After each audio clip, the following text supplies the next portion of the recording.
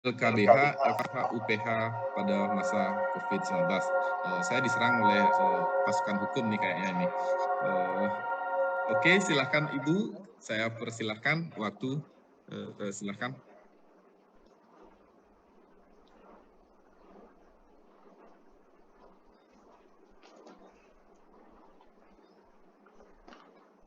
Apakah PPT saya dapat terlihat Bapak Ibu? Mohon maaf. Ibu izin ini pakai HP ya Bu ya?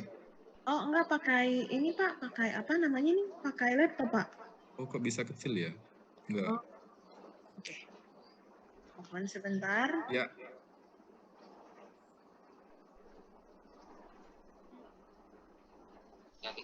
PT-nya sudah dibuka Ibu? Sudah Pak.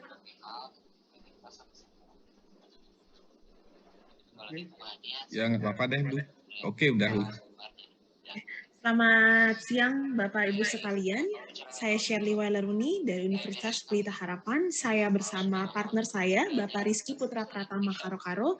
Izinkanlah kami menyampaikan pemaparan materi kami tentang apa itu access to justice, bantuan hukum perdata kepada masyarakat tidak mampu pada lingkup Lembaga Konsultasi Bantuan Hukum Universitas Pelita Harapan. Menurut pendapat kami, access to justice adalah hak yang harus didapat oleh seluruh warga negara di dunia, dalam hal ini juga masyarakat Indonesia. Namun, patut kita sadari bahwa tidak semua masyarakat Indonesia mampu atau bisa mendapatkan akses to justice ini. Oleh karena itu, saya bersama partner saya, dalam hal ini pimpinan saya juga, kami menulis sebuah paper yang berlandaskan pada pengalaman kami sehari-hari. Dalam hal ini kami memberikan bantuan hukum memitigasi secara daring oleh karena adanya pandemi untuk permasalahan perdata bagi warga miskin pada lingkup lembaga konsultasi dan bantuan hukum Fakultas Hukum Universitas Pelita Harapan pada masa COVID-19. Sebelum jauh kita menelaah tentang access to justice, perkenankanlah saya untuk memaparkan definisi tentang bantuan hukum itu sendiri. Menurut Undang-Undang Nomor 16 Tahun 2011 tentang bantuan hukum didefinisikan sebagai jasa hukum yang diberikan oleh pemberi bantuan hukum secara cuma-cuma kepada penerima bantuan hukum. Nah, Bapak Ibu sekalian, Undang-Undang Bantuan Hukum ini sendiri dimuat atau diundangkan sebagai bagian dari bentuk jaminan hak konstitusional kepada setiap orang untuk mendapatkan pengakuan, jaminan, perlindungan, serta kepastian hukum yang adil, serta perlakuan yang sama di hadapan hukum atas nama perlindungan bagi hak asasi manusia. Nah, bantuan hukum yang kami berikan berupa mengcover berbagai permasalahan. Kami memberikan bantuan hukum sebagai bagian dari pengabdian kepada masyarakat yang dilakukan pada setiap semester pada tahun ajaran akademik di Universitas Pelita Harapan. Lebih lanjut dalam melaksanakan bantuan hukum kami ini, kami dari banyak hal. Halo? Tes, tadi ada yang ini ya? Iya kayaknya ada dari junior lain. Silakan Ibu dilanjutkan. Iya, oke. Saya lanjutkan saja terhadap metode pelaksanaan. Dalam pelaksanaannya kami terbagi atas 3 metode.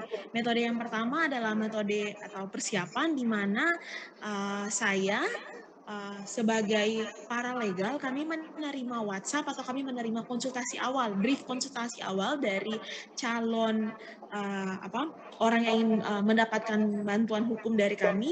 Kemudian setelah berkomunikasi singkat, saya secara pribadi bertanya, oh kira-kira secara ringkas masalah apa yang dihadapi oleh Bapak atau Ibu? Bapak atau Ibu datang ke kami. Jadi ketika nanti kami berdiskusi secara via Zoom atau Teams atau apapun itu, kami sudah lebih bisa mengerti apa yang diharapkan oleh si calon penerima bantuan ini. Kemudian selanjutnya tahap pelaksanaan pada tahap pelaksanaan ini, setelah sudah selesai dari tahap persiapan, kami bersama tim segenap jajaran dari Lembaga Konsultasi dan Bantuan Hukum Fakultas Hukum Universitas Pelita Harapan, kami melakukan pelaksanaan pemberian bantuan hukum itu. Tentunya diawali dengan tanda tangan surat kuasa khusus, terus kemudian kayak kami bersama-sama sudah duduk, terus kemudian mencari solusi-solusi apa saja yang patut, atau solusi-solusi hukum apa saja yang dapat kami berikan kepada si penerima bantuan hukum ini. Terus kemudian pada akhirnya sampailah kita pada tahap evaluasi, di mana kita sama-sama ingin apa yang bagi si calon penerima bantuan hukum ini bagaimana, atau evaluasi apa. Dalam hal ini kayak kami melakukan rapat berkoordinasi untuk menentukan apakah si calon penerima bantuan hukum ini dapat diberikan bantuan hukum atau tidak. Selanjutnya kita masuk pada hasil dan pembahasan. Secara garis besar terhadap permasalahan yang kami hadapi, ada dua yang dapat kami ambil. Yang pertama adalah dua hasil atau pembahasan yang dapat kami ambil. Yang pertama adalah bantuan hukum non litigasi untuk masalah keperdataan bagi dalam lingkup LKBH FHUPH. Sedikit saya ceritakan, Lembaga Konsultasi dan Bantuan Hukum Fakultas Hukum Universitas Pelita Harapan, kami telah 15 tahun berkarya di Fakultas Hukum. Kami berdomisili di Tangerang, tidak jauh dari kampus utama kami. Kami sendiri terpisah dari kampus utama kami. Kenapa? Kami lebih ingin menjangkau, kami ingin lebih terbuka kepada masyarakat. Takutnya kalau seandainya masyarakat perlu datang ke kampus, harus ada aturan-aturan berpakaian yang dipatuhi oleh masyarakat. Contohnya celana panjang, karena kan datang ke institusi akademik celana panjang, memakai sepatu. Sementara warga-warga yang kami targetkan sendiri adalah masyarakat yang tidak mampu, yang mungkin yang pada awal kami beroperasi, ada masyarakat yang bahkan tidak datang, maksudnya padahal sudah tinggal di kota besar, namun tidak bisa menggunakan sendal, yang kayak datangnya hanya menggunakan kaki isinya aja, beralaskan kaki dan tidak menggunakan. Nah, masyarakat seperti itulah yang kami targetkan. Oleh karena itu kami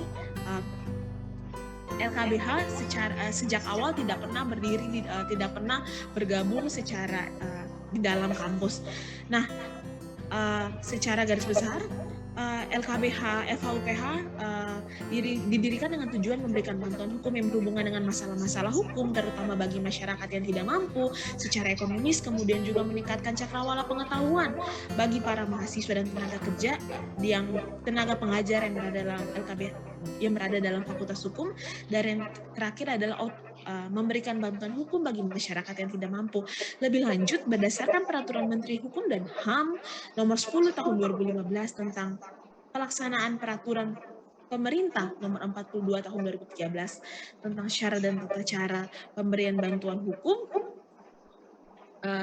berdasarkan pasal 7 yang dimaksud tadi, pemberian bantuan hukum secara non-litigasi dapat dilakukan oleh advokat, paralegal, dosen, dan mahasiswa Fakultas Hukum dalam lingkup pemberi bantuan hukum, dalam hal ini lingkup Universitas Pelita Harapan. Lebih lanjut, pada pasal 7 ayat yang kedua Permen-Kumham yang sama, jenis bantuan hukum yang dapat diberikan oleh kami adalah bantuan meliputi penyuluhan hukum, konsultasi hukum, investigasi kasus baik secara elektronik maupun non-elektronik, lebih lanjut juga penelitian hukum, mediasi, negosiasi, dan lain-lain sebagainya. Nah, bantuan hukum non-litigasi yang kami berikan adalah semata-mata secara daring atau online untuk menghindari penyebaran COVID-19. Masyarakat pada masa COVID-19 juga sudah mengalami begitu banyak kesulitan ekonomi. Masyarakat sudah apalagi yang terkait dengan masalah hukum, tidak mampu lagi secara untuk permasalahan keperdataan yang dialaminya. Oleh karena itu, mungkin mereka menghubungi kami, staf Lembaga Bantuan Hukum. Lebih lanjut, untuk masalah perdata sendiri yang kami tangani bukan cuma masalah utang piutang dan lain sebagainya, tapi selama pandemi COVID, kami juga menangani masalah perindustrian dan lain-lain sebagainya. Lebih lanjut, inti dari pemberian bantuan hukum non litigasi untuk masalah keperdataan ini, kami sesuai dengan ajaran iman Kristiani kami, bahwa apapun juga yang kamu perbuatlah itu seperti untuk Tuhan dan bukan untuk manusia. Namun secara khusus kami di LKBH FHUPH, kami tidak melayani masalah perceraian, oleh karena seperti yang dianut dalam agama kami juga, bahwa apa yang telah dipersatukan oleh Allah tidak boleh diceraikan oleh manusia. Lebih lanjut, pelayanan hukum yang kami lakukan juga semata-mata untuk kepujian dan kemuliaan nama Tuhan. Ini masyarakat miskin yang ingin mendapatkan bantuan hukum di LKBH FHUPH secara gratis wajib mampu menunjukkan surat keterangan miskin yang dikeluarkan oleh pejabat yang berwenang berdasarkan pasal 34 ayat 1 Kemenkumham HAM nomor 63 tahun 2016, bahwa salah satu hal yang harus dilampirkan pada permohonan bantuan hukum yakni surat keterangan miskin dari lurah, kepala desa, atau pejabat yang setingkat sesuai dengan domisili pemohon bantuan hukum. Jadi di LKBH mungkin saya percaya juga di Universitas Ngurah Rai punya LKBH-nya sendiri, dan mungkin ke depannya kita izin Bu Cok, mungkin kalau sananya ke depannya kita bisa duet, boleh ya Bu ya? Siap, sangat boleh, sangat mau sekali Bu Sherly. Karena diskusinya nanti Bu ya, waktu sudah mepet Bu ya, saya kasih waktu lagi 1 menit. Ya, nah oleh karena itu kalau kami di LKBH FHUPH, kami hanya syarat utamanya kepada penerima bantuan hukum hanya dapat hanya melampirkan SKTM-nya saja, kami tidak memungut biaya sama sekali.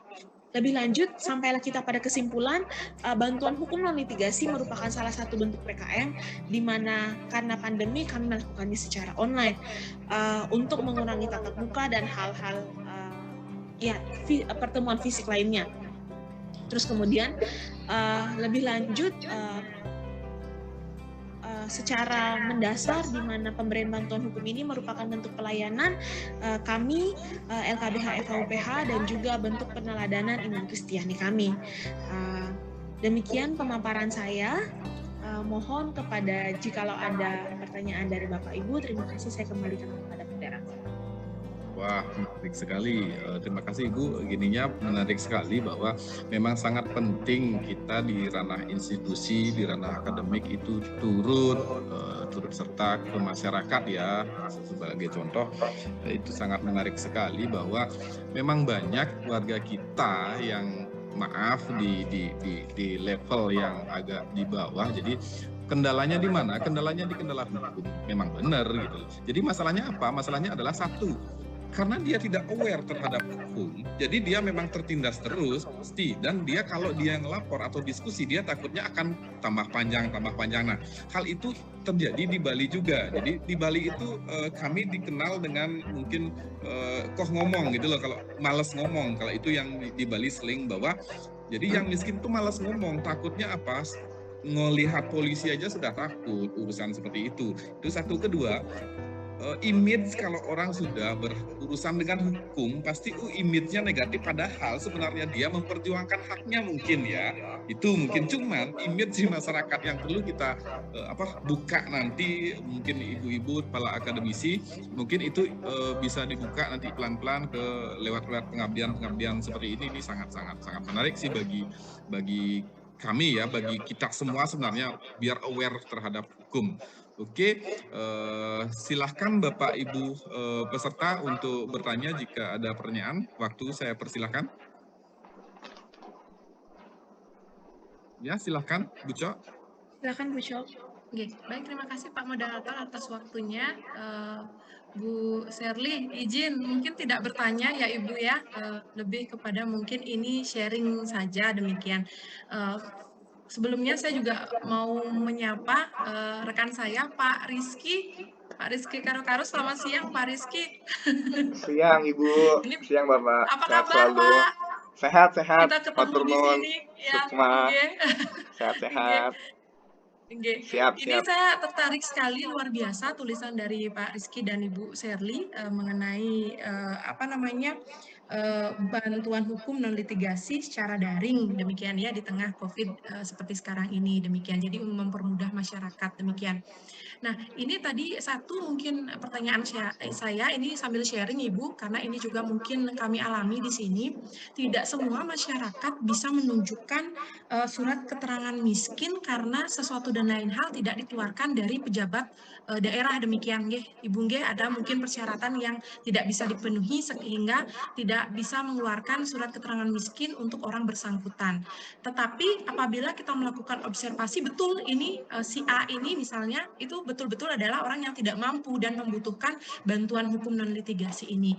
Kalau untuk di instansi Bapak dan Ibu, bagaimana apabila ada hal seperti ini? Apa ada kebijakan yang mungkin tertuang di dalam aturan-aturan yang ada atau seperti apa? Ini untuk sharing saja, demikian.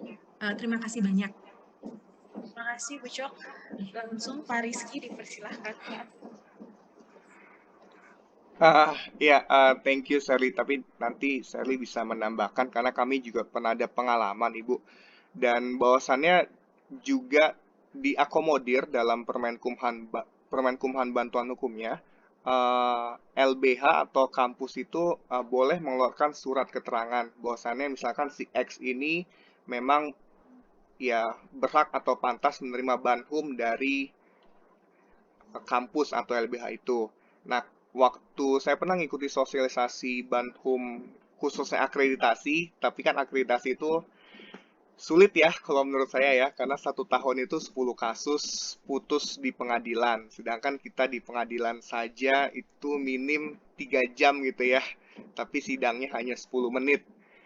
Malah mungkin nggak sampai. Nah, waktu sosialisasi itu, jadi dari surat keterangan LBH itu, setelah kita mengeluarkan, kita bisa mintakan itu kepada misalkan RT, RW, atau lurah yang bersangkutan. Jadi kita, tanda tangan kita, lalu mengetahui adalah lurah, RT, atau RW. Tapi kalaupun RT, RW, lurah tidak mau, kalau menurut saya dari LBH sendiri sih sudah cukup sih Bu. Jadi lampirkan surat keterangan itu, atau kalau memang Ibu atau tim pernah observasi, nah lampirannya adalah foto kondisi si pemohon bantuan hukum itu, gitu. Thank you Ibu Cok, semoga makin mantap pengabdiannya. Thank you Pak Rizky, Yap. luar biasa. Karena apa kami ingin sharing karena kebetulan di Universitas Ngurah Rai kan juga ada LKBH nih Pak di Fakultas Hukum kebetulan.